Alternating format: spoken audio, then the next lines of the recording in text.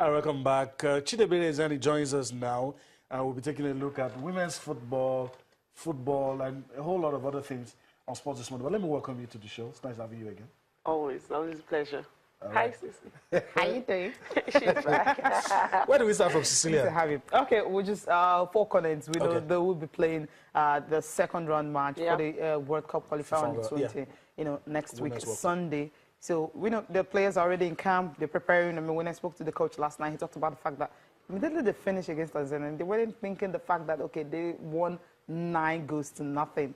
This time around, they're playing Morocco. So they know they have to, ensure that the girls are fully focused, except those who left for the Super 4 and also some other games. But then the girls in camp fully focused. And what they want to do is to just finish the business, move to the third round, get a ticket for the Under-20 Women's World Cup, and wait for the tournament to start. I think there's nothing better than to get prepared. And as much as I don't believe Morocco will be that much of a threat for the Falconets, I think as much as we've not been as impressive as we should be in the underage competitions, I think we still have it when it comes to female football. But you can never get any more prepared. So our preparation is always very important. So I think the girls, they've shown the ability to score goals, and it looks good.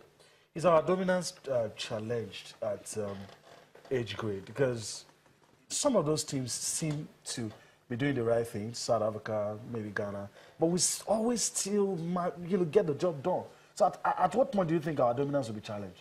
Until they can get as good as we are, which for me it's not even that good, because we go, when it comes to underage competitions, we go to the world and you see the fact that we actually are not where we think we are. So other African countries have not caught up with Nigeria when it comes to female football, but I think there's still a lot to be done, a lot of work to be done, training.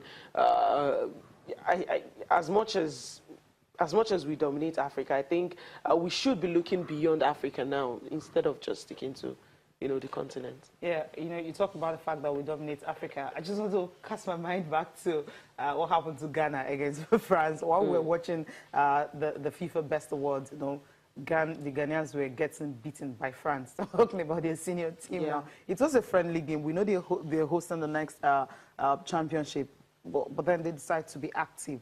Don't you think sometimes when we just take it to be like we are superpower in Africa when it comes to these age grade tournaments and also when it comes to the senior team, don't you think a time will come? Because against this Morocco, I'm afraid, because I know fine we'll thrash Tanzania and all that, but then Morocco, we saw how they send out Senegal in the 3-2. It was a very competitive game. We don't expect to ride them over. Don't you think we can do better? Because I feel just having the girls around, playing the likes of CR1 and playing academy squad 1, academy boys and all that, getting victory over them would not just be enough. Sometimes they need to test their minds against a superior opponent before these games. It makes them better.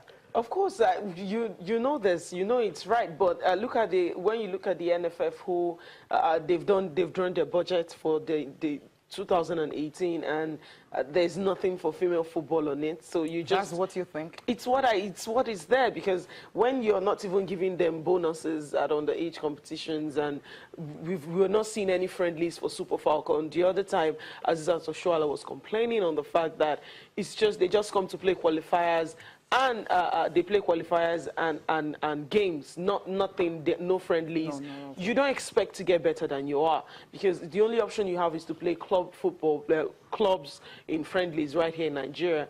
Yes, the Ghanaian team, they were trashed by France, but it's a learning scope for them. Yes, they will know what they need to do to get better.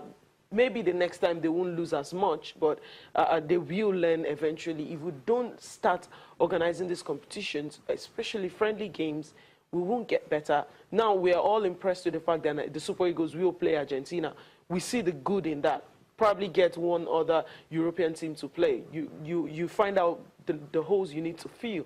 But if you don't do that with female football, we're only going to circle around. And one day, just like 2-3 years ago that the Africa almost caught up with Super Falcons, they will catch up with us, and then we'll start playing catch-up games again. That's what we hope for, because we're hoping to speak with the coach, Christopher Danjuma, this morning, you know, on the program. But if we can get to speak with him before they travel, hopefully we'll get to speak with him because they expect to travel next week, Tuesday or Wednesday, because the game is on the 5th, which is on the 5th, which is on Sunday. So they still have some time to prepare. Just being there, playing against the local side, whatever they can do to ensure that, okay, they will be somewhere. I love what you said about the fact that they won't get better.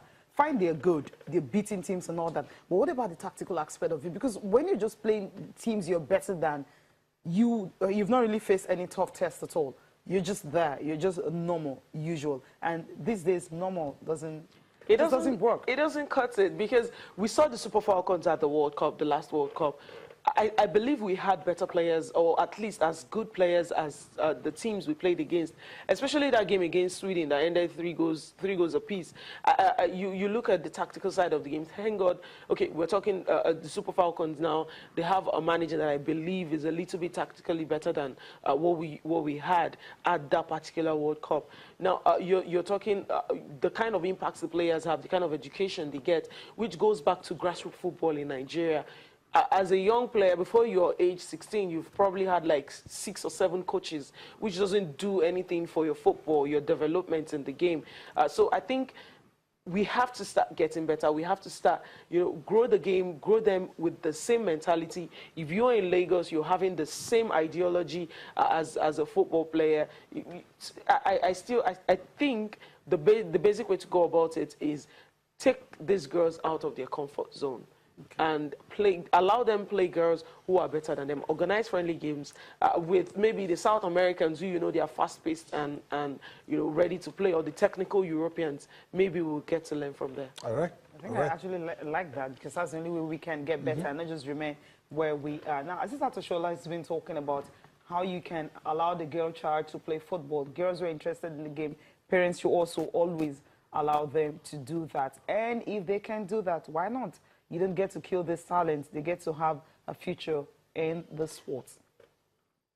The kids can actually go to school and at the same time still engage themselves in sport, because today I'm not a professional, I'm not like a banker, I'm not an accountant, but I can still express myself real good, and at the same time I'm a professional footballer. So it's not about going to school alone.